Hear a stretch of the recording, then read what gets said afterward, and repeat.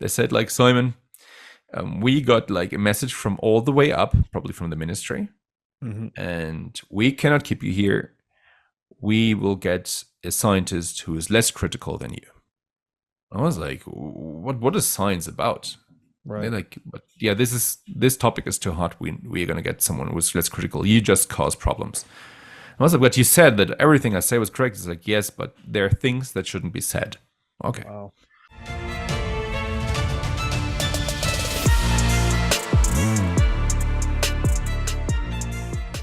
Hey everybody, welcome to the What is Money Show. I am thrilled to have you here joining me on my mission to help shine light on the corruption of money.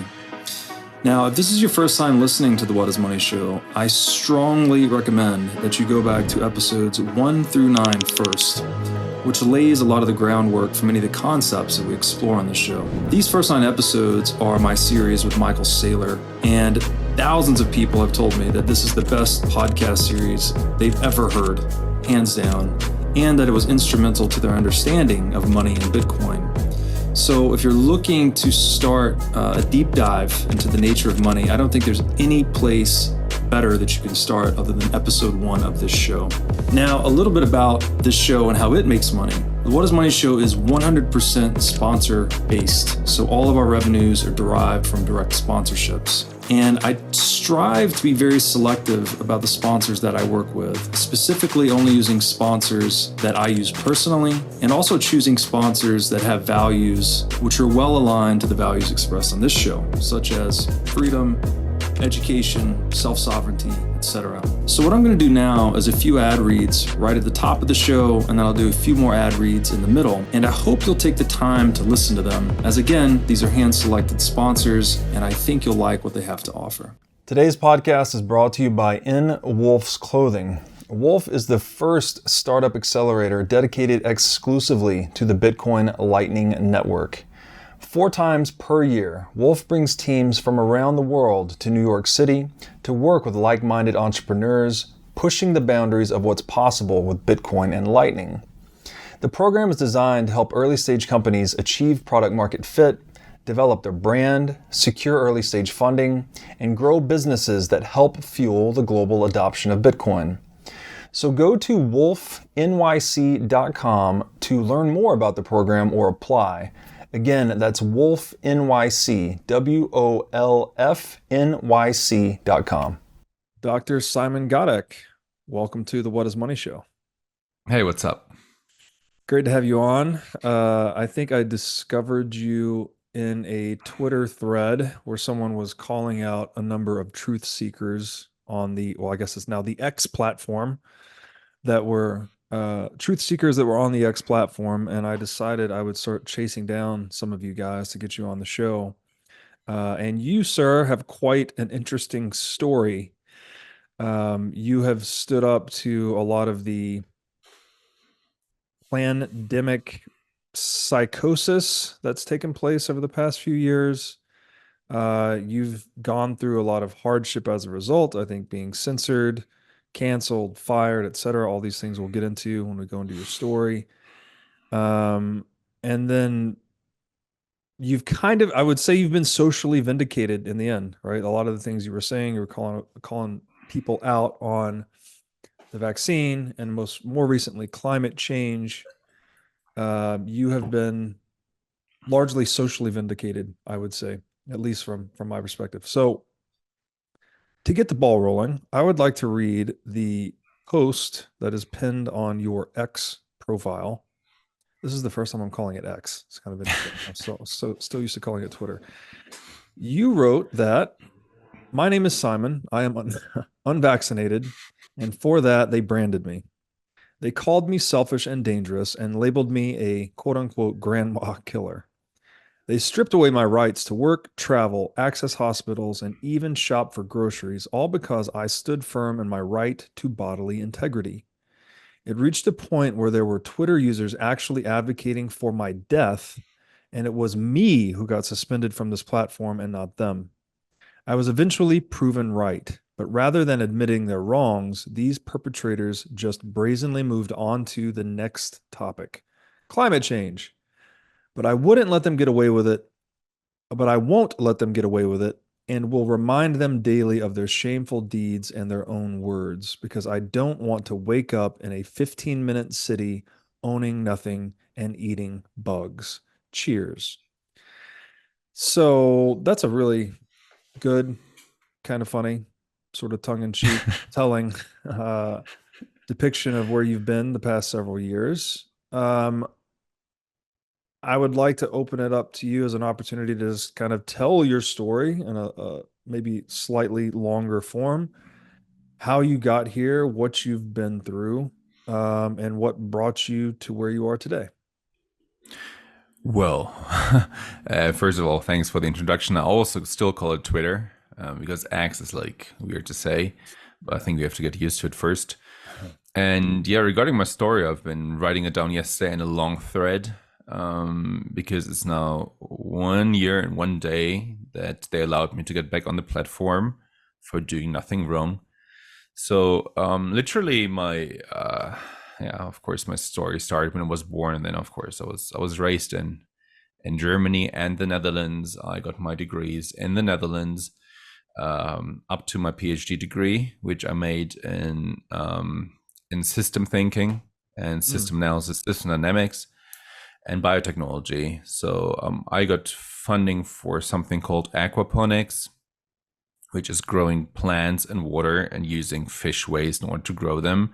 But my scientific research was rather on the side of understanding complex systems, understanding the metabolism of, in the beginning it was only fish, but later it was also human beings, and in designing and creating bioreactors and their processes. So it was in the field of aquaponics. People still make fun of it. It's like Simon doesn't know anything. He just knows how to grow plants in water. Actually, I haven't done it until last year when I got into the jungle. I tried to, and I was like, oh Lord, this is difficult. But yeah, my background is systems thinking. So understanding complex systems, understanding what's going on, for example, in bioreactors itself or in our bodies, which is like super complex. And so this is my background. I have my PhD in it. I did my postdoc in this field. And it was in the last year of my postdoc at Wageningen University. I think it's #1 university in biotechnology and agriculture in the world. So that's where I did my postdoc and my PhD. That's when the pandemic hit, or how I call it, Plandemic, because I figured out later on it was all planned. Yes, I use the same term. Yeah, so I was never like conspiracy theorist, how they call me now, or now I obviously am. And I was always like feet on the ground. I just wanted to pursue my career. I wanted to become a full-time professor. I wanted to do research. I wanted to make the world a better place, until I figured out actually the nowadays science is doing the opposite. It was in the last year of my postdoc when I heard, oh, there's obviously a dangerous virus coming from China. And I was okay, all right, shit. Viruses, dangerous. Oh no, good Lord. But so I totally believed in dangerous pathogens back then. But I already was writing papers about vitamin D. So I was like, hey, viruses are only dangerous if you have vitamin D levels below, let's say, 40 nanograms per milliliter. So I was like, okay, our governments will soon tell us to take vitamin D, not to worry about anything. And I looked into pandemic responses of the WHO. It says like calm the population, do everything as normal, just like protect all elderly people, give them like support their immune system. And I was like, hey guys, I think it was in March. All the airline stocks were so low. I was like, okay, I'm buying them up. I bought them up. I was like, okay, they're going to be back up in August when all this stuff is over, because knowing about seasonality, that during the summer, lots of sunshine, high vitamin D blood serum levels, everything is gone. I was like, okay, this is the business of my life. Wasn't.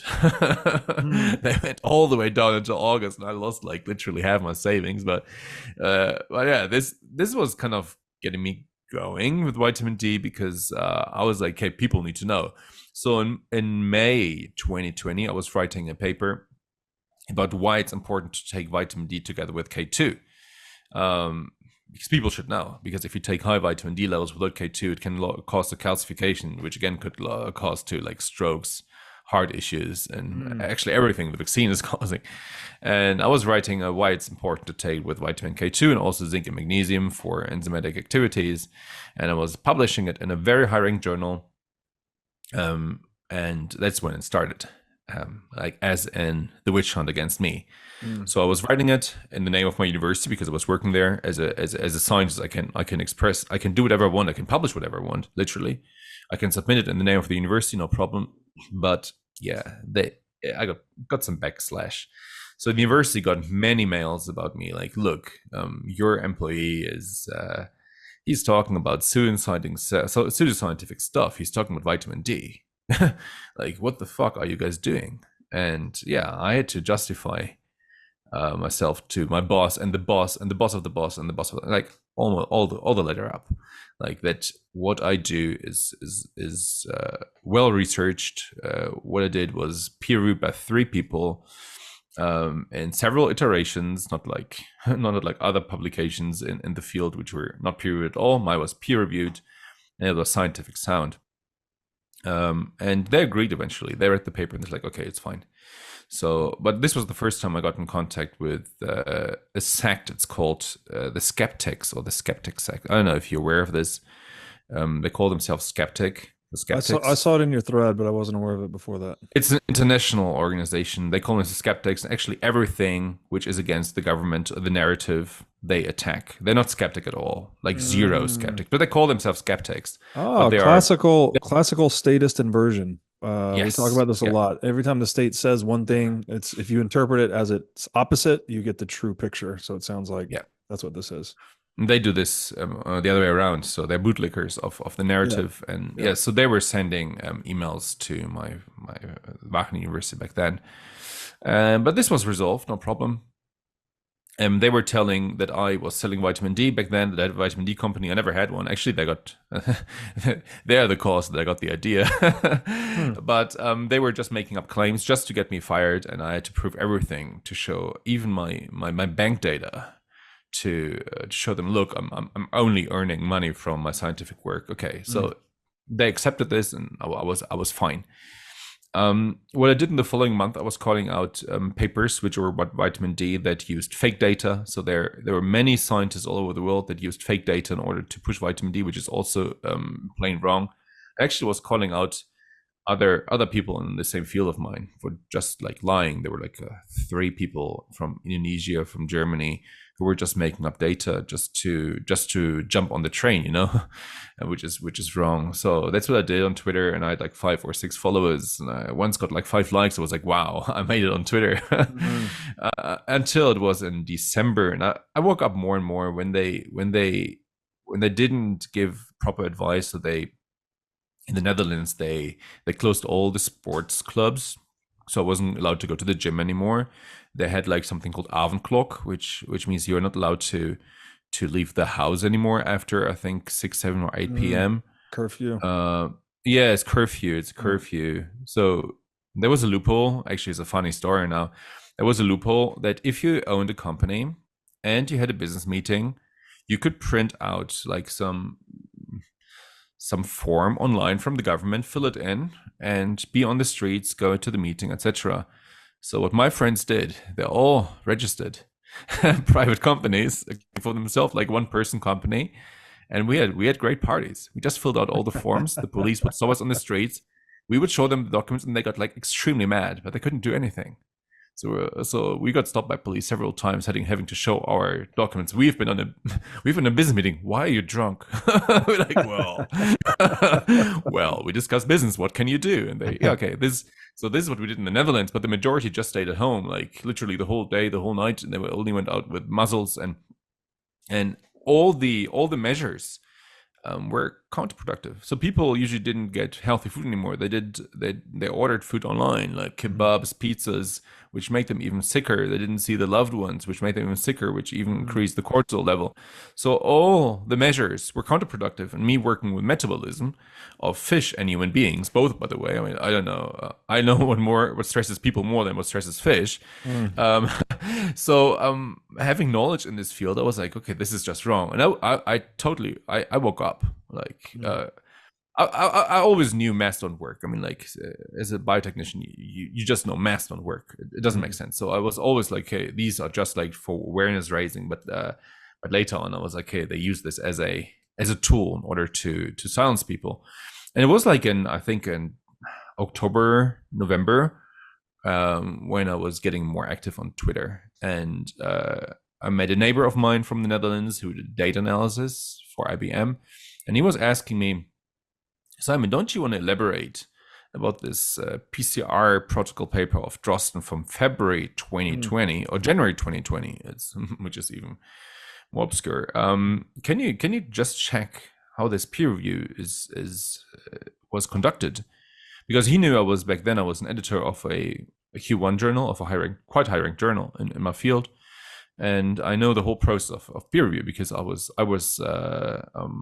kind of administrating it. I was as an editor, I was trying to find people for peer review, and I was following the whole process for many papers. So I was like, yeah, I can do this. I was like, no problem. I mean, whatever you want. I was looking into this, and I was like, holy cow. So I figured out I was doing some research, like regarding citations they made. So they made citations from something which was like just published the day they submitted it. So I can tell what was the earliest point they could make this. They could add this citation, for example, or the latest even. And I figured out the whole process from submission until being online, until acceptance, took like less than 24 hours. Could you tell us what that paper was about and what a typical peer review timeline is like? So this paper defined the PCR protocol, literally defined the PCR test for this COVID virus that has been used all over the world. And this peer review process, usually if you're a scientist and you want to submit your paper to a journal, imagine you're the editor of a journal, like you're the person running this journal for, of course, a publishing company. So what happens, an author submits a paper to your journal, you look at the paper, you read it, and you're like, okay, this might be suitable for my journal. Then you look for people who are experts in this field.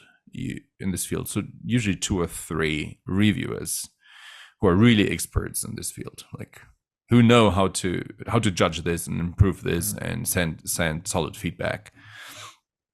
So you send a request to them, and they have to reply usually within 30 days. And sometimes it takes longer. You have to send reminders. But let's just assume the editor of this journal, Eurosurveillance, is a journal that the European Union owns, which is a bit crazy. And even the corresponding author, Christian Drosten, was on the board of this journal, editorial board, which is, I think, against the ethics. But anyway, so imagine they just know some reviewers who are like, okay, guys, this is urgent now. Can you take a look at this? And it's like, yeah, no problem.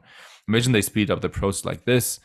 It still doesn't justify that the paper literally most likely wasn't reviewed, because I mean, like, reading a paper thoroughly takes several hours. Giving feedback takes several hours. So usually when I review a paper, I'm sitting there several hours just to give solid feedback, and then the authors have to take the feedback and have to put it in the paper and adjust the whole paper, and it takes usually hours till days, and then you send it back to them, and then it goes forth and back. Usually it's like 4 iterations. In this case, it probably never was reviewed because it doesn't fit into the timeline. So that it's not like one review. It obviously was like 2 or 3 reviewers who the journal said reviewed the publication. So this just never happened. Wow. So Christian Drosten, as being part of this editorial board. He probably just said like to this lady who's I think she's Iris something. She's like some Swedish professor. Hey, this is the publication. Please just publish it. And it had many errors and flaws within the paper. I mean, like, I cannot judge it because that's really not my genetics is really not my field. But there are experts out there who have been totally destroying that paper, methodology wise and also conclusion wise. So that paper had many flaws and it wasn't peer reviewed. It was just published. And the next day it was made literally gold standard at the WHO. The test was made gold standard by, guess who? The co-author of this paper, Myron Koopmans, who was a Dutch virologist and who was on the payroll of the Chinese Communist Party. So I wrote this down in a thread in a more neutral way than I'm telling now because I didn't want to get into trouble back then. It was in January 2021, beginning of January 2021, and that's when really my cancel tour started. So virologists from the Netherlands, which I also mentioned in this thread that I published yesterday, they were calling me out. They was like, "Hey, you are not going to mess with my field, or I will poop in your fishbowl." One guy said, "Oh yeah," like they were just like making fun of plants and fish, and they could have made fun of bioreactors where I treat poop, by the way, but they didn't make this connection. But they were like threatening me, and publicly. They publicly threatened me, and they got away with it, and I got dismissed. Yeah. Not for let's put it like this. My university was very unhappy that I put it out, and I said like, in these times, you can't do this, stuff like that. And but publicly they said like, your analysis was totally correct, and they sent out a tweet and saying, hey, Simon has the right for freedom of speech. He can say whatever he wants, and what he said was correct. His analysis was correct, and just to the critics. But they still got rid of me in March because my postdoc funding was running out. So actually my contract ended. But I got follow-up money. So in my free time in September 2020, I was writing several proposals, scientific research proposals in my free time, and I added several universities on this proposal because you always have a university consortium. You have like 4 or 5 or 6 or 7 partners in a project, and the chance to win was like 1%, but I won. So my proposal that I wrote in my free time, not even funded by salary from the university, won. And actually what they should have said is like, Simon, you won the money, we're going to keep you. This is an unwritten rule. It's an unwritten law. It's right. It never happened. The grant? Several million. Wow. Yes.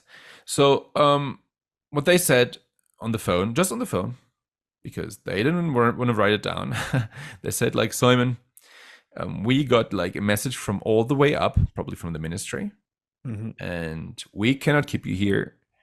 We will get a scientist who is less critical than you. I was like, what is science about? Right. They're like, but yeah, this topic is too hot. We're gonna get someone who's less critical. You just cause problems. I was like, but you said that everything I say was correct. It's like, yes, but there are things that shouldn't be said. Okay. Wow. So I was dismissed, and I was like suddenly there. I made several institutes more or less much richer because it's a well-paid project, and I was there without money, just like my little savings. But life in the Netherlands, it's expensive. You pay for a flat like $2,000 of rent per month, and plus the food. And I was like, yeah, well, I didn't as a postdoc salary is quite low, and I maybe had money for like two years of living there, and I was like, okay, what if I never get a job again? So what I did was moving to Brazil. I was here in Brazil. I was a exchange professor before, and I knew the country. And I was like, I'm gonna get far away from civilization. So I got myself a piece of jungle land with an old house on it, so really old house. And I was like, I'm gonna improve it step by step. My land is, I think, 4.5 hectares. It's on top of a mountain. I live on 5,000 feet, so it can get quite cold during the winter, while not getting too hot during the summer. And yeah, I was like, okay, I'm going to stay there. I'm going to get Starlink. I'm going to work remote. I'll get back to civilization whenever things calm down. What happened next was one of these partners, which I put on this. So I contacted all the partners which I put on the application. Hey, would you want to hire me? Because they also won the money because of me. And literally all of them said like, I'm better not, no, stuff like this. And I was like, what the heck? But the Norwegian ones, they were like, okay, yeah. All right. And I told them, I have social media, They're like, yeah, for us, it's not a problem. It would have been a problem because they didn't know what they were doing. They thought like, okay, maybe there's one complaint or whatever. But the day, literally, I signed the contract in June 2021. My Twitter account got like nuked. So they got banned. Professionally, this was luck. From my point, I was mad. I had like 45,000 followers. I was like, wow, this is crazy. 45,000 followers. It was good for a heavy year, being heavier on Twitter and having at least this impact. With at least, I think back then with 45,000 followers, I had an average of 2,000 likes per post, which I have now. I mean, like not a lot changed. I had lots of impact with what I said, and I didn't make any crazy statements. So I was just literally asking questions.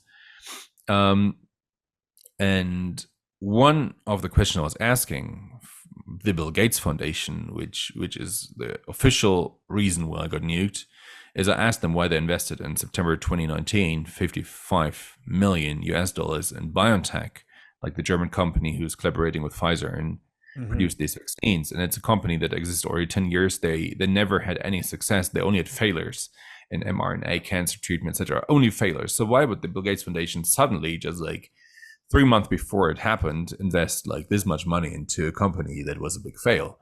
I was just asking them, and the fun fact is, I was putting underneath my tweet, I was putting a link to their website, to the Bill Melinda Gates Foundation, to the website that actually states they invested 55 million. So it wasn't just like, it wasn't a statement, it was a question first of all, and I asked the question based on their website. So yeah, this got me nuked. Medical misinformation. There was no medical misinformation there. It was just a simple question which everybody is supposed to ask. So, maybe I could read this tweet just so audience gets the context here. You wrote, and which roles does Pfizer/BioNTech group play here, who began developing the COVID-19 vaccine on January 10th, 2020, even though nobody outside of China was infected back then? And why did the Gates Foundation invest $55 million into BioNTech in September 2019? So that was the quote unquote medical misinformation that got you banned. Yeah. And underneath this tweet, I had the link to their website and just stating this. So I always have the receipts. This was their, this was the nuke. Before that, I even got weekly bans for posting my own vitamin D publication, peer reviewed, by the way. So, yeah, this was kind of annoying. Let's put it like this, because imagine you're a scientist and you write publications that are peer reviewed, and you just get boosted off for a week or whatever for medical misinformation. I also had tweets about ivermectin, just posting studies, and they got me off. So yeah, what I did, then I sued Twitter, and because I live in Brazil, I just sued them in Brazil, and I lost. Not because of my content. Twitter was hiring not that one lawyer, it was like me against 10 lawyers, literally. So they hired the whole firm just against me. This is the amount of fear they had. And they didn't, their way wasn't to say like, look, what he said was wrong. No, they didn't go this path. The path they went was that they just said like, they have digital house rights. They can choose whoever's using the platform. So this is the way they entered. And the judge was like, yeah, well, your tweets might have been factual, but they can choose whoever they want on their platform or not. So I lost. I was like, wow, freedom of speech, my ass. Right. Yeah, this was then this was, I think, in 2021. I was like, yeah, I'm never going to get Twitter back. I had my I had my Telegram, and yeah, this was what I did. I was just posting stuff on my Telegram. I wasn't. This was the Telegram bubble. Of how many? I think 200,000 followers in total on Telegram. I could talk to them. Nobody would ever complain to my former employer. So I was living a life as a scientist. I was building a DEMA system in the jungle for this consortium, by the way. They still didn't pay me for this. They said, like, Simon, if you can you pay it in advance, we'll pay it back, and they never did. So it was super weird. It's weird what's going on. But anyways, there were no complaints coming in against me, and I was publishing my stuff. I was working as a scientist while red pilling some people on Telegram, and then it was yesterday, 1 year ago, when I was visiting my parents in the Netherlands. I was I've all my notifications on my phone are deactivated. I didn't deactivate the one of Twitter. Because I was blocked, so I wouldn't get any notifications. So I was sleeping at night. I think it was like 1, 2, or 3 a.m. and this phone went off like crazy. And I was like, what the heck? I was looking on this. I was like, Twitter? What? And there were like hundreds of messages. Welcome back, way. likes. I was like, what the heck? So yeah, the night I literally spent staring at my phone. I was like, this can't be. But this was the case. And I got back on Twitter. And my account was growing crazily, as in 3,000 per day or even more. And very, very soon, of course, my employer got complaints. They must have gotten. So I can just tell you what they told me via Skype, because I don't have any written statement of them, but via Skype they told me there tremendous amount, a huge amount of external complaints about you and your behavior. So that's what I was told. And he told me that HRM, Human Resource Management, wants to talk with him about this, about me. And literally 1 day later or 2 days later, I got fired. For him, this is the first reason they gave me: exceeding my freedom of expression on Twitter. Exceeding my freedom of expression on Twitter. How is that possible? Like, what, to exceed freedom of expression it's an oxymoron. Yes. So yeah, that's what my lawyers. I got lawyers right away. I was like, I was expecting this, to be honest. So when I got back on Twitter, I knew what was going to happen, because all these skeptics, guys, etc., were still after me, So in December, I laid all the path. I made a design for vitamin D. I was like, hey, they're gonna fire me, so what I'm gonna do? I was still somehow hoping that they are different, because I told them in the beginning, like, hey guys, first of all, I'm autistic, so whenever there's something wrong, you have to inform me, by law and stuff, etc. And second, hey, I got social media, so just that you know, it's like no problem. I have this in written form.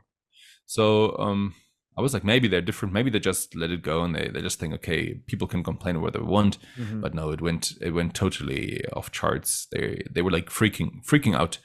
And my lawyer was asking them, okay, to what degree can he exceed his freedom of expression? I mean, you can say whatever you want. And they were like, he was accusing people of corruption.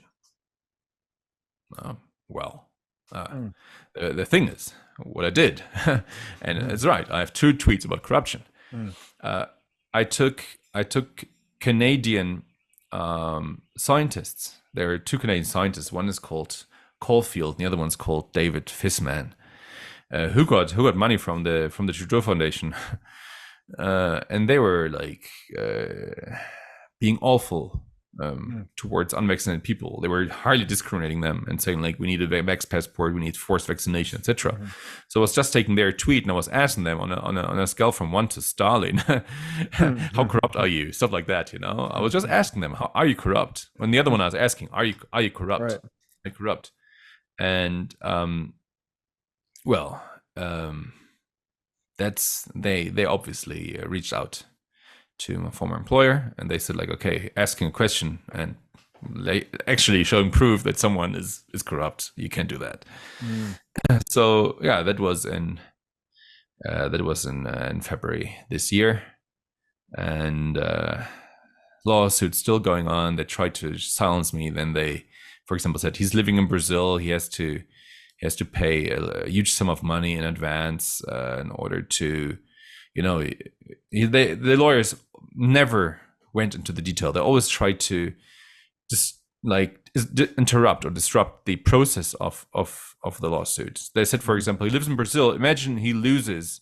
And how is he going to pay our lawyers? And they took the most expensive law firm in Norway. So they, for example, said, oh well, he needs to pay at least I think it was $35,000 US dollars to the court, otherwise the lawsuit cannot continue. And the lawyer, the judge said, yeah, he has to do this. But they knew I don't have the money because I paid the research. I paid the demo system for them, which they haven't paid for me, and they haven't paid me salary, or they don't continue paying salary. So they knew, okay, Simon doesn't have the money. So what I did, I sold my car. So I sold my car, deposited the money there, and then they had new reasons why this can't be. So it was never about the fact itself, or it was never about Twitter or what I did. They always tried to kind of dismiss the lawsuit and look into the procedures and trying to silence me that way.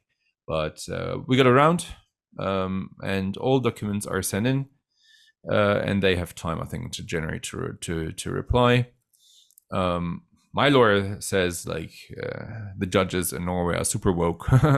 We probably have to go into higher instances. We have to I don't know what you call it in English, but we probably have to appeal several times. You have to appeal several times. Yeah. But I'm going that way because what they're doing is nasty. And fun fact, because I got these projects in, these research projects in, and it's about knowledge. It's about system designing. It's about complex systems. And I had an Excel file, which I privately created since I think 2013. And I haven't worked on this the last couple of years, but this is like my system design Excel. And my former boss, one day before he dismissed me, and he already knew he was going to dismiss me, he asked me, oh, can you send me this Excel file you got? I just want to understand what you're doing. I want to play around with this system. I'm super interested in what you do. So I sent him that, and he knew it was not related to my work. It was my private file, and he just stole it. And then the lawyer said, well, it's now Syntax property. So that's what they did. And if he hadn't done that, I would just let it go. But he stole something I worked on for several years to enrich himself and the company, and just it's vile. It's vile to know you're gonna dismiss someone who hasn't done anything wrong, steal his private property via a Skype, not even via work. It was via a private Skype chat, and then donate actually or give my private property to the research company. And this was what really got me mad. And he's going to get a private lawsuit on top of this. So that's what I'm doing. It's just vile. It's evil. So yes. You have been through, you've been through a lot of conflict, just basically as a result of standing up to the existing narrative, trying to tell the truth, trying to have scientific integrity. I mean, correct me if I'm wrong here, but the integrity of science and the scientific enterprise is really premised on the persistence of inquiry, right? Like, I always thought it was so funny when they were saying, the mantra was during the Plandemic, don't question the science, which if you decompose that a little more, science is a systematic method of questioning. So it's saying, don't question the systematic method of questioning. Like it doesn't, it's oxymoron. It doesn't make any sense. So it doesn't make any sense. So just like the science is settled. Yes. Whenever the science is settled, whenever you say like, and then they say like, oh, science can change. Science is unsettlable. Yes. Then science can change. But that's what they said. They said like, the science settled, and then he's like, but look, this was never settled. In the aftermath, we said like, look, but you said the science settled. No, science changes. They always pick whatever is suiting the narrative. Exactly. If you are a business owner or manager, you should know these three numbers: 36,000, 25, and 1. 36,000 is the number of businesses that have upgraded to NetSuite by Oracle. NetSuite is the #1 cloud financial system, which allows you to streamline accounting, financial management, human resources, and more. NetSuite turns 25 years old this year. That's 25 years of helping businesses do more with less, close their books in days rather than weeks, and to drive down cost. And finally, one, because your business is one of a kind. So with NetSuite, you get a customized solution for all your key performance indicators in one efficient system with one source of truth. NetSuite is everything you need all in one place. Right now, you can download NetSuite's popular KPI checklist designed to give you consistently excellent performance absolutely free at netsuite.com/whatismoney. That's netsuite.com/whatismoney to get your free KPI checklist. Again, netsuite.com/whatismoney.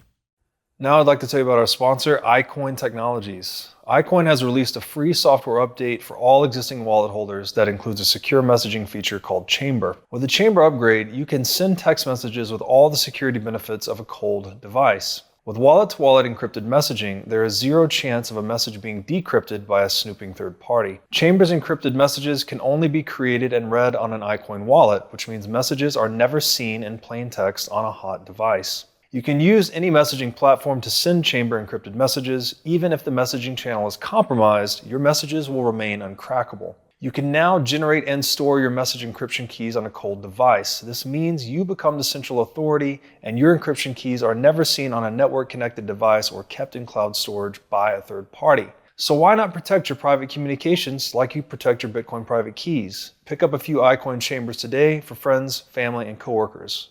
With the iCoin Chamber, your privacy is built right in. Go to iCointechnology.com today and use promo code Bitcoin23 for 30% off of this new sleek hardware wallet.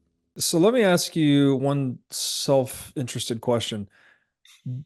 That's kind of a tangent, but I'm very curious about complex systems. I've read some books about them, but I wonder if you have any specific books or resources you would recommend most highly on the topic of complex systems or complex adaptive systems?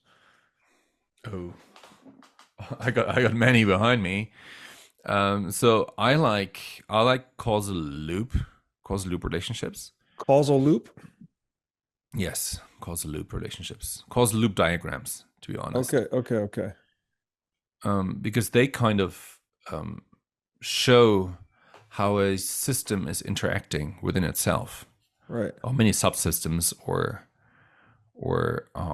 factors are interacting within a system. Feedback loops. Yeah. Okay. I make crazy feedback loops, which are like literally the whole wall behind me. I could draw feedback loops to understand. So this is what I did for our metabolism. So whenever I want to know something, hey, inflammation, I just go to my causal loop diagrams. And I look for inflammation. No. I can very easily identify the root cause of a problem, not just for our metabolism, but in general also ecosystems or whatever financial systems. Probably also is possible. It should be actually perfectly possible to do it for financial systems, and you can look at the root cause, and then you need to address the root cause, and you can solve the problem. You cannot do this with I mean, you can also do it with logic, but in logic you only usually have one line. And in this causal loop relationship, you have like thousands of factors and not just one line. Right. Yeah. Okay. I've seen these before. Okay. Maybe I'll email you separately for some book recommendations. I am familiar with those diagrams, but definitely would like to learn more about that. Let me ask you this. During this saga you described, at one point, your bank accounts were frozen. I think you said this was maybe right after you moved to Brazil or right after you purchased land in Brazil. Could you talk about that experience and what impact it had on you? So PayPal just closed my account. No reason given, just like closed. And my Dutch bank as well. They at least gave me a deadline. My money is still on there. But they said, actually they didn't give a specific reason. Because I don't know. They just said that they will close my account, but at least they told me beforehand. And I was able to sell some shares, like the airline shares. I was forced to sell. Now they're back up. I just sold them when it was like all the way down because they were telling me they're going to close my account for whatever. They said like for some tax evasion possibilities because I'm in Brazil, but it was never before a problem. I lived in different countries before, and that wasn't the reason. I know, because I lived in Iceland for 3 years, and it wasn't a problem. I lived in Africa, it wasn't a problem. But suddenly, after 1 week in Brazil, suddenly bomb down. So they still owe me the money, and they don't reply to mails. But yeah, I should go after that. Yeah, it was just closed down, and PayPal was frozen, and which is weird.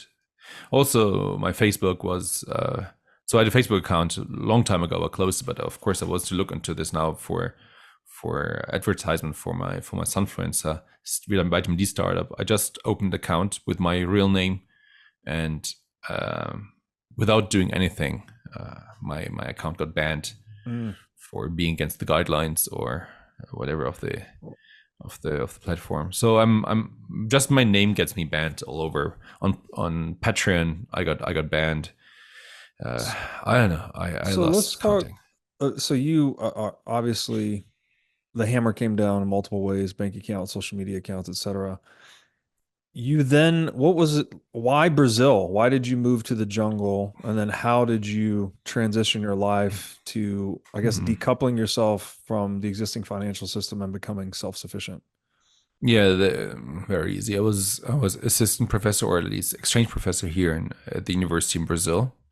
It was from the project before, and we had a Brazilian partner, and I was giving lectures here.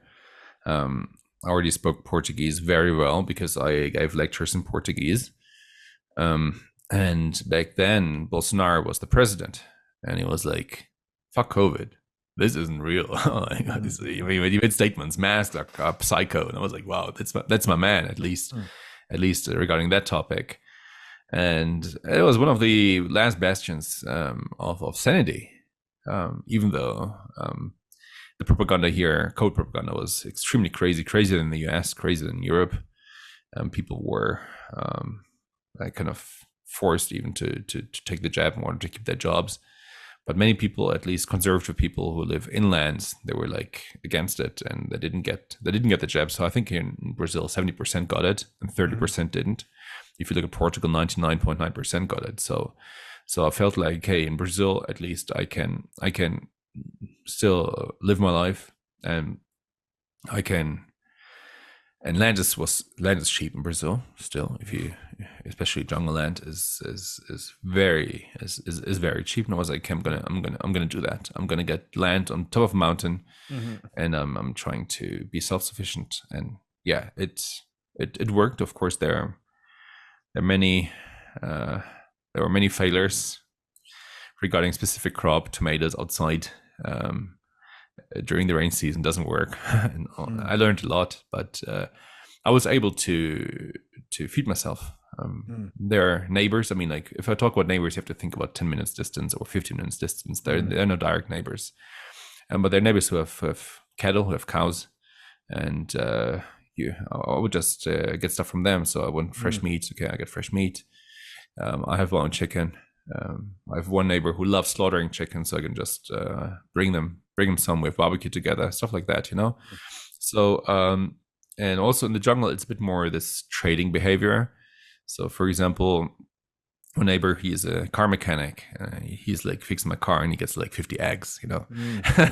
So there's not even need for money. So there's lots of trading. There's a lot of trading going on, service versus goods.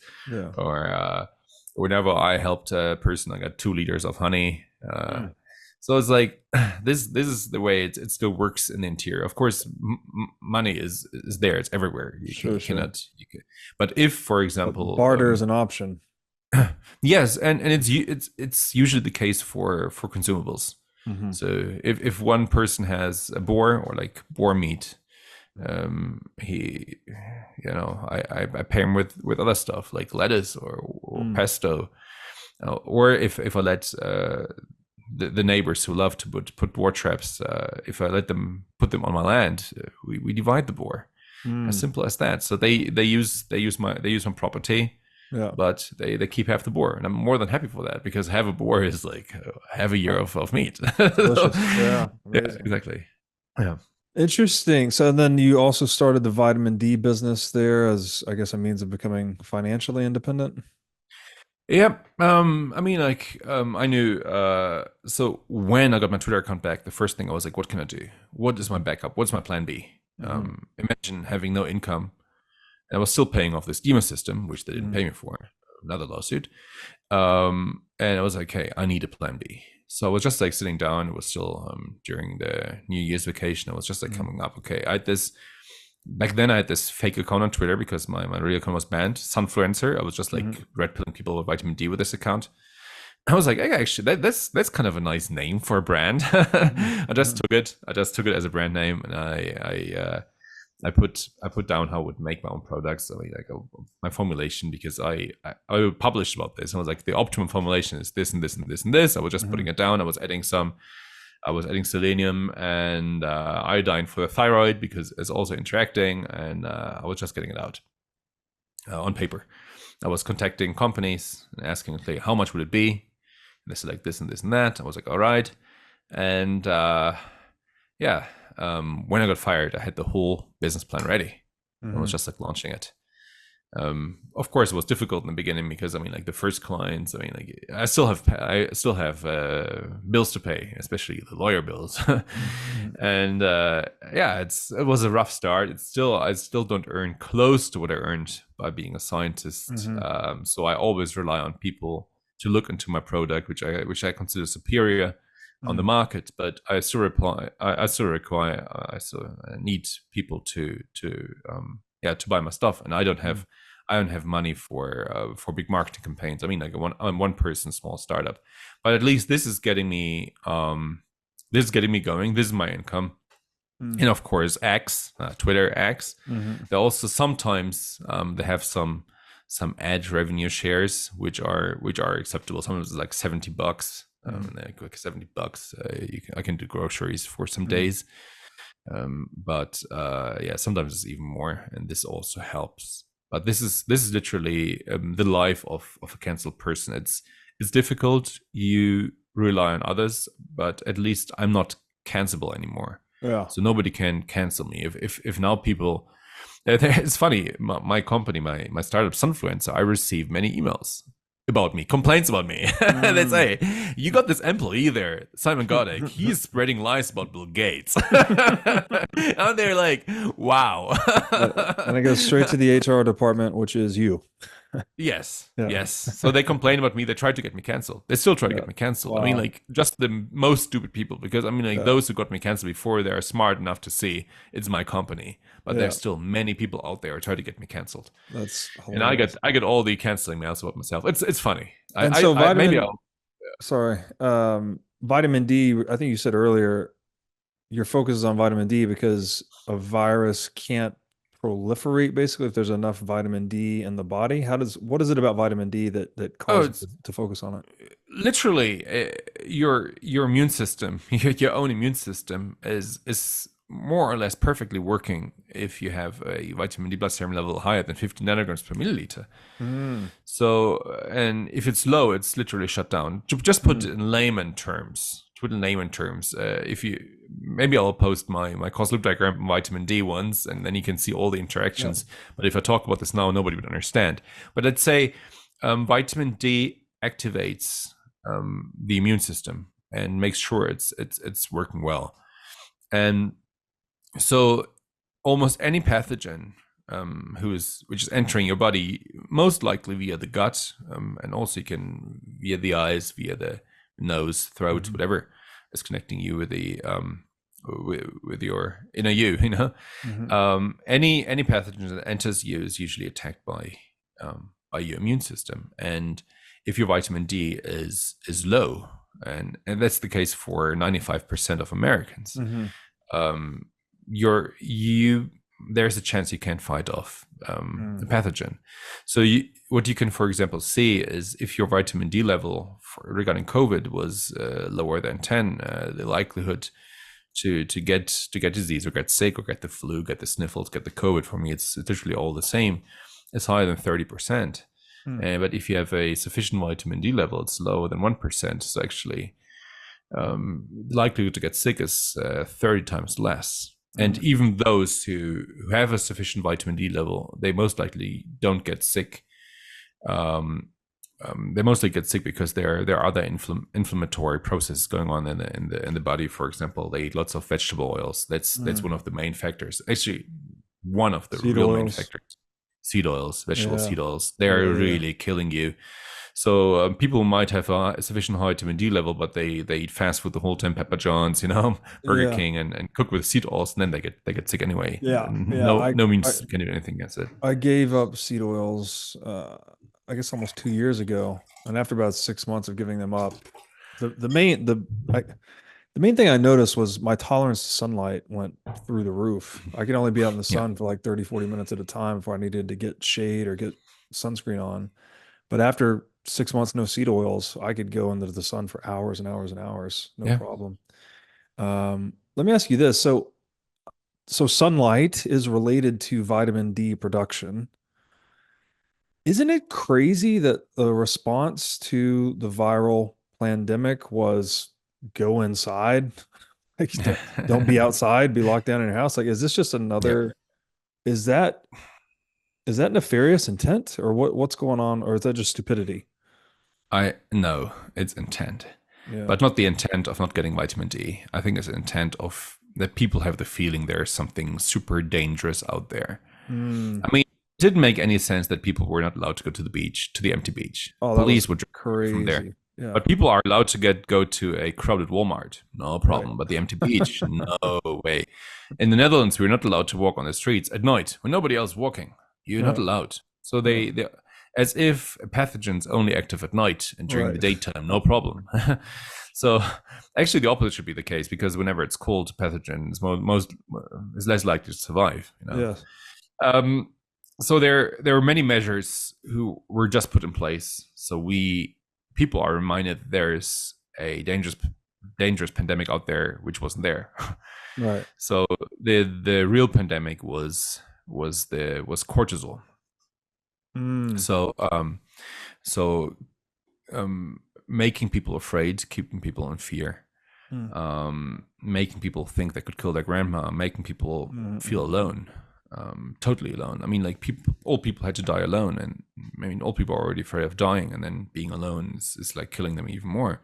And so, in order to justify all these measures, you had to create you had to create an excess mortality. How do you create an excess mortality without a dangerous pathogen? You create it by elevating the blood cortisol level of the whole population. And that's what they did. So this is proven because there are these WhatsApp messages from, I think it's the British parliamentarian Ferguson. I think it was Ferguson. Or was it Ferguson? Or was it? No, Hancock. It was Hancock. Sorry, it was Hancock. Ferguson is this doomsday modeler, also UK, but Hancock. He was saying we need to make people afraid. We need to make them afraid to death. So that's and we need to come up with a new variant. He also said that. So they came up with just the new variants to make people afraid again. So that's what they did, and of course it caused an excess mortality. If you, this flea effect. I mean, like whenever you're afraid, in a short period of time, was like, okay, is like a tiger hunting you. I mean, it made sense that cortisol is pushed out, and you have this reaction. Your heart is beating faster. You breathe faster. You can run faster. But if this cortisol level is elevated chronically, it causes all kinds of. First of all, it shuts down your immune system, because cortisol you can take IV. You can take it orally, I think, as well. At least you can take cortisol, and it shuts down the immune system. It happens a lot in the hospital if you want to shut down the immune system for several reasons. But if it's elevated, it shuts down the immune system in the long term, and it causes many inflammation processes within your body. So what you see is an excess mortality of, I think, papers from the 90s and 2000. They say to 20% or even higher excess mortality or chance to die if you elevate cortisol levels. And all the governments in the world only cause fear and panic, knowing they would kill people to justify their measures. Wow. So it was planned. This is a tool of then control, corralling people. Of tyranny. It's a tool of tyranny, nothing else. Tool tyranny, okay. All right. So our defenses against such tools of tyranny include free speech. I believe you describe yourself as a free speech absolutist. Totally. Yeah. One of my favorite descriptions of free speech is that we need free speech so that our ideas can go to battle and die so that our bodies don't have to.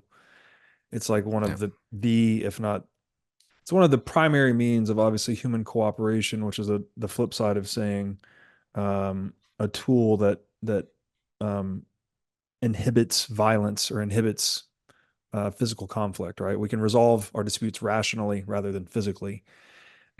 What are your views on free speech, and why do you consider yourself a free speech absolutist? Well, I think that everything should be allowed to say. So being pro free speech means like being pro free science, like pro academia, because there's nothing that shouldn't be questioned. I mean, that's a principle of science, and if you're a scientist, you have to be pro free speech. There are some topics, of course, you shouldn't touch because you get silenced. But I mean, like even I don't like flat earthers. I don't like this theory. But I mean, like these people have the right to question whether the earth is flat or round. They have all the right. And also historic events. Everybody should be allowed to question historic events. If it's totally absurd, it's fine. I mean, if people say like the Holocaust never happened, we can come up with many proof that it happened, but they should be allowed to question whatever they want to question. There should be no taboo anywhere. And I mean, like it's in law in many countries. They say like, okay, this you're not allowed to say anything against this historic event or that historic event. You're not allowed to say anything against virologists. You're not allowed to say anything against the theory of, I don't know. They the last 2 years were that absurd I'm kind of lost of words. But I think like if you want to live in a free society, you should be allowed to say everything you like, and you should be allowed to question everything and everybody you like, as long as you don't threat another person, as long as you don't put another person's life at risk, but not like how they say it, like how they say it. They say, for example, you cannot say it because you could kill grandma. No, it's a totally different story. We're talking about a dialogue here, or an exchange of arguments. And I'm not saying like, here's my gun, I'm going to kill your grandma. That's a totally different story.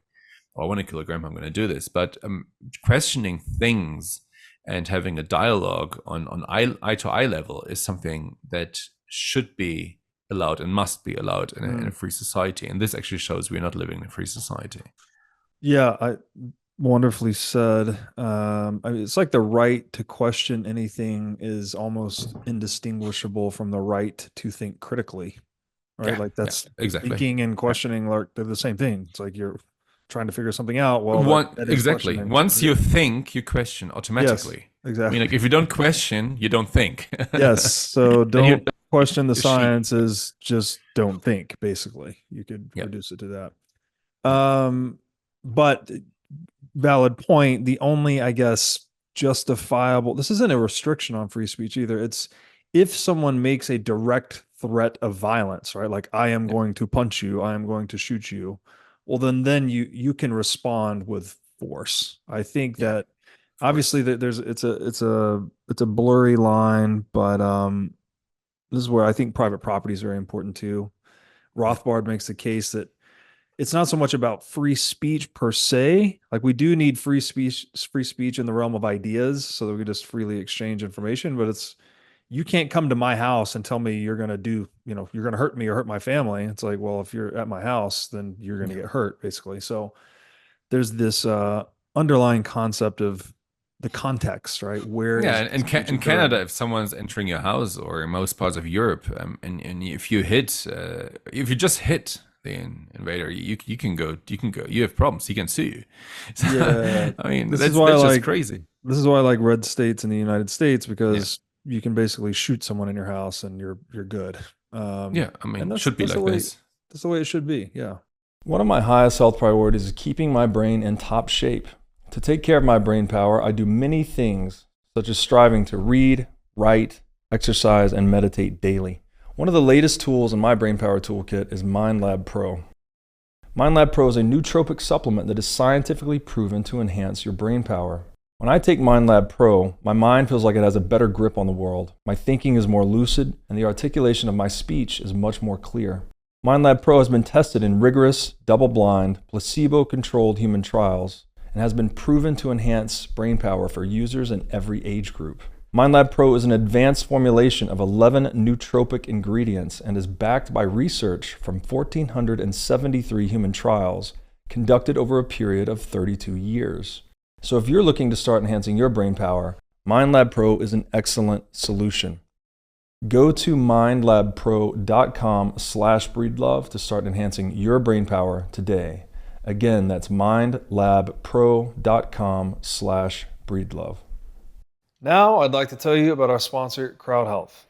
CrowdHealth is a crowdfunding platform for paying medical expenses in lieu of an insurance policy. CrowdHealth recently announced that it is integrating Lightning payments with Breeze's Lightning SDK. In the United States, we spend more than twice the average amount of money on healthcare than other developed nations. Medical costs are one of the leading causes of bankruptcy in the United States, and it is not a secret that the medical system in the US has many issues. The CrowdHealth model is based on offering an alternative to the conventional insurance policy at a cheaper price point. For a monthly membership fee of $50, CrowdHealth will negotiate medical bills to get the cheapest price possible, help locate healthcare providers, offer access to their member crowdfunding service, and more. Prior to the Breeze integration, CrowdHealth had been functioning over traditional fiat payment rails, which introduced unnecessary transaction fees and delays in settlement. By integrating Lightning payments into the CrowdHealth business model, payments between members can now be made with near zero fees and with final settlement occurring in mere seconds. So go to joincrowdhealth.com/breedlove today to sign up.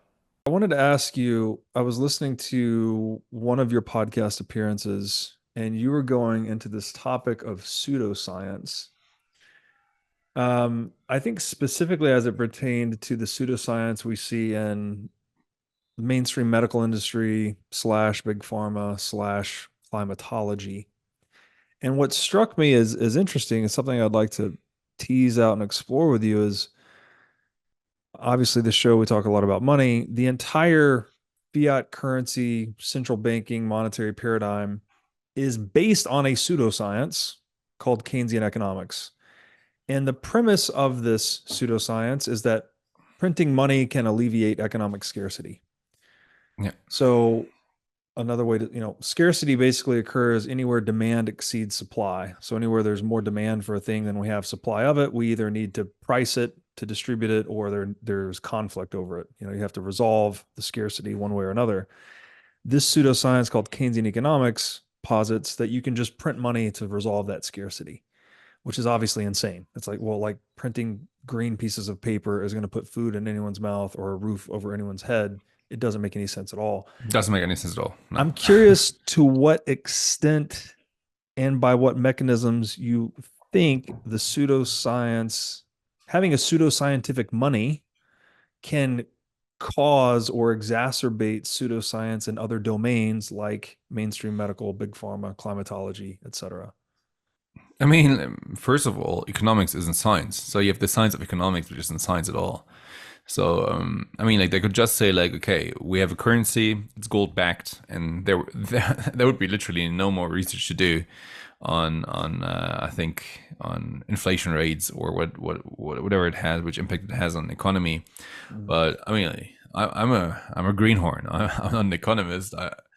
I don't know hardly anything about this to be fair. But what I can tell is that at least printing money, printing more and more money, and hyperinflation or inflation hyperinflation is theft. It's the money goes to the rich people and it's taken from the poor people. It's actually what do we call reallocation of wealth, nothing else. And I think it's based on pseudoscience. I mean, Mm. if you sometimes I come across economic papers which I hardly barely understand, but there are papers that justify printing money, that justify inflation, to say like, hey, it's good. But Well, yeah, this I don't know. again, on that point, I would argue strongly, and this is crazy to think about, but all of Keynesian economics is just this elaborate academic framework we have created. Well, we humans, a certain sect of humans have created to justify the monopolization and printing of money. Like I don't know if Keynesian economists believe their own bullshit or not, or they know they're just fooling people. But They do. I think yeah. it's just like the climate science. It was based on misunderstanding, I'd say. Hmm. And since then, they just cite each other. So what scientists do, they don't question things. They usually go to other papers. This is like, what did other people say? They cite it and they take it as Mm, granted. Oh, it was peer reviewed. This is the fact. Oh, look, this is science. And they just take it, cite it, and make it the truth themselves. mm, That's what you saw with the COVID papers. This is what you saw with the climate change. This is what you see with virology, the whole field of virology. It's, in my opinion, a big joke. And this is also what you see in Keynesian economics. So scientists enter a field with a belief. It's a belief. It's a mhm, belief system. mhm, It's not a knowledge. It's not like a critical. It's not like a critical field where people are saying like, okay, I'm entering climate science right now. I'm gonna question everything. I wanna know the truth. If you mhm, do this, you're not gonna get funding, because mhm. I tell you, if you want to get funding, you need to follow the guidelines of the funder, And and where is you're that funding coming from? from you, the taxpayer. See, that's the connection. There it is right there. It's Yeah, like the oh man, the lying and the stealing go hand in hand, I yeah, guess. yeah, yeah, yeah. Right? Like to So, preserve the stealing of inflation, you need to have the lying of Keynesian economics to put a yeah. veneer of authenticity on this thing, something like that. And you just can't have one without the other. No, if you want to get money in the European Union, you have this funding call called Horizon 2020. Now it's called Mm, Horizon Europe, I think, the new one. Anyways, tax money goes there, and they have the guidelines. You have to include Agenda 2030, super important. Sustainable development goals, you have to put in there. Gender issues. So if you say, oh, there are 10 mm, genders, you get the money. And climate, it's always, every single call is linked to climate, which is like mm, Agenda 2030. mm, mm, So if you are critical towards anything, or you want to question the narrative and say like, hey, I want to do research and figure out whether CO2 is really the cause of global warming or climate change or whatever they mhm, call it, you're not going to get the money. But if you say, hey, CO2 is super dangerous, we need to reduce it, we need to shut down all our power plants, you get the money. mm. So Wow. they are breeding their own uncritical minions by giving money to those who obey and bow to the system. This is what's Wow. going on. This is so pernicious because what you're saying there is you need to participate in the lie to participate in the proceeds stolen through taxation and inflation. Yes, So there's a huge definitely. incentive to participate in the lie. And Yes, the incentive to participate is because people are getting robbed, basically. It's they're getting systematically. robbed. And if you, as a Oh man. scientist, submit a paper which is slightly critical or doesn't include Agenda 2030 or Sustainable Development Goals, they send it back and said you need to include it, otherwise you're not going to get published. So Wow. other scientists only find publications that include all this pseudoscientific bullshit. Mm, So there is no critical publication because it will not pass the peer review process or not pass these journal who are owned by exactly these people who are pushing the narrative. mm, So criticals, there are many critical scientists out there, but they're not being heard. They're not being. You cannot see them. They cannot. They're It's intangible, the knowledge or their right. research, because it's just not published. You can find some on Twitter, and they're labeled as conspiracy theorists, dangerous, etc. Right. And they literally all lost their jobs. Is this a okay? Is this a self-deception of humanity, or do like the people that are say I don't know where you draw the line here, right? The people that are saying, okay, you need to have the Agenda 2030 goals, the gender framework or guidelines, or you're not going to Yeah. get the money. do they actually believe it? Like, have they self-deceived, or do they know that, oh, I'm literally a scammer for a living? Like, what do you think their actual perspective is? What I know, because I went this path as a scientist, I can just tell you, they already sieve out all critical students on the way up to the PhD or the whatever. So whenever you're a critical student, and I first have been started my PhD in Iceland, and my supervisors were people who were in the Club of Rome, climate change, extremely climate change believers, and I was saying, like, guys, I read this interesting website here, and they said, like, CO2 is the cause of global warming, not the it's the effect of global warming, not the cause. And instead of discussing this with me, they just got mad. Like, no, the science settled, blah, blah, blah. And I was like, okay, there we go. And they, at some point, they didn't want to supervise me anymore because I was too critical regarding CO2 and climate change. And so I went back to the Netherlands. There, I just didn't address it because I was like, okay, one more year of PhD, I'm going to do this, and I'm not going to be too critical. But there, I also learned there's no single person who is critical, because if you want to become a professor, or first become a assistant professor, then associate professor, then a full professor, you get sieved out. You need to be, you cannot be critical. If you're critical, you don't make it up there. So those people who are teaching your kids at the university, they are already sieving them out because they believe in this stuff. These are soft scientists, non-critical scientists who already have an impact on the kids, and it's kind of a system feeding itself, feeding the lights itself. Filtering out those who might be disagreeable, basically, and who are critical. Critical. Who are just critical. Right. Yes. They're filtering out critical thinking. If you think critically, they take you aside and say, like, hey, you shouldn't talk about that. That's pseudoscience. Oh man, so this is like selling your soul almost, but oh man, but they believe it. They believe it. It's just like you're like. So it is a self-deception then. They do fully. Yeah, they've drank the Jehovah's Witnesses. Jehovah's Witnesses believe their stuff as well, and they believe their stuff. Right. It's a sect. It's a sect. It's nothing else. Wow. Is there any solution to this in your mind? No. So I always say on Twitter, academia is dead. So I don't see any. Maybe starting independent universities, but they would be framed. I know. So what I think is important, maybe it's homeschooling.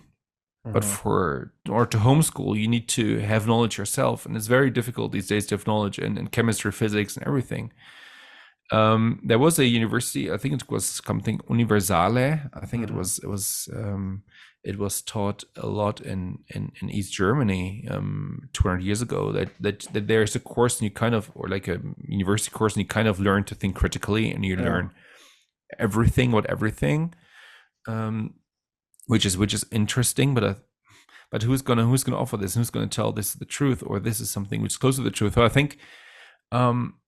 The best thing people can do nowadays is just like to use common sense.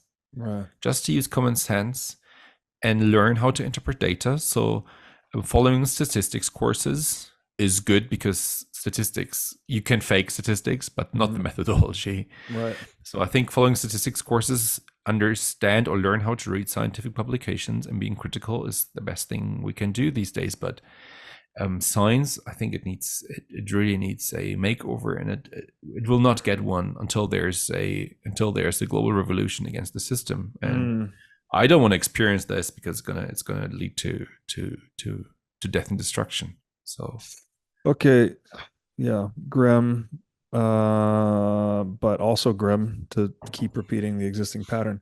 Hypothetically, if taxation and inflation and other forms of institutionalized theft were removed or eliminated, would that take us closer to a solution? Because then you wouldn't have this arbitrary reallocation of wealth going to those who participate in the lie, for instance. I think so, but they wouldn't let it happen. And you know this, they wouldn't let it happen. So the redistribution of wealth has always been like that in human history. And if you look at the Roman Empire, all the empires, it was always like that until it breaks down and starts from scratch again. I think there is nothing actively we can do about this in the big picture, but in the small picture, we can do a lot. So that's why I'm always calling for people getting self-sufficient. If you grow your own food, if you store some gold or get some bitcoins, I mean, bitcoins they're not unlimited; they're limited. So it's that's a good thing and economically wise. And I think if you just follow some advice on your health, on how to live and how to grow your own food, how to become self-sufficient, how to become independent, I think this is how you can counter the system. And if more people do it, or at one point more than 50% of the people do it, these are people up there. They're going to lose power. They're gonna need to use a force of tyranny in order to forbid things. For example, forbidding to grow your own. I mean, it's even forbidden in some states in the US to harvest rainwater. I mean, they're already going in this direction. But if everybody's doing this, and you guys in the states have guns, what are they going to do? Right. You know? Yes, exactly. But in Europe, it's very easy. Nobody has guns, and they just make a rule, and everybody has to follow. But if you guys do it, and this could be a game changer. I think the hope for the world are red states in the US. Yeah, agreed. As a friend of mine said, the red states in the United States are the Alamo, and we must defend the Alamo. But still, this Alamo has something called property tax, which is totally communist. The red states shouldn't have that. I didn't know that. Dr. Simon Goddek, this has been a very wide-ranging and enjoyable conversation. I appreciate you doing this. I appreciate the fighting you have done and continue to do for truth. I know it takes a lot of courage to walk through cancellation and censorship and bank account seizure, etc., but still sticking to your guns. So thank you for doing that. Where can people find you on the internet? They can find me on Telegram. It's just Goddek, Goddek, just my surname, and on Twitter or X, it's Goddek et al. Goddeketal. It's like how you cite scientific papers with more than one author, so it's Goddek et al. And of course, I have my vitamin D website, sunfluencer.com. It's like influencer, just with sun at the beginning, sunfluencer.com. And I have a very interesting blog on vitamin D. So I publish, I think, one article on vitamin D, magnesium, omega-3, or even other health supporting measures on this blog every week. And I have a Substack, drgoddek.com, drgoddek.com. So that's where you can find me. Awesome. Simon, thank you so much. Thank you for having me.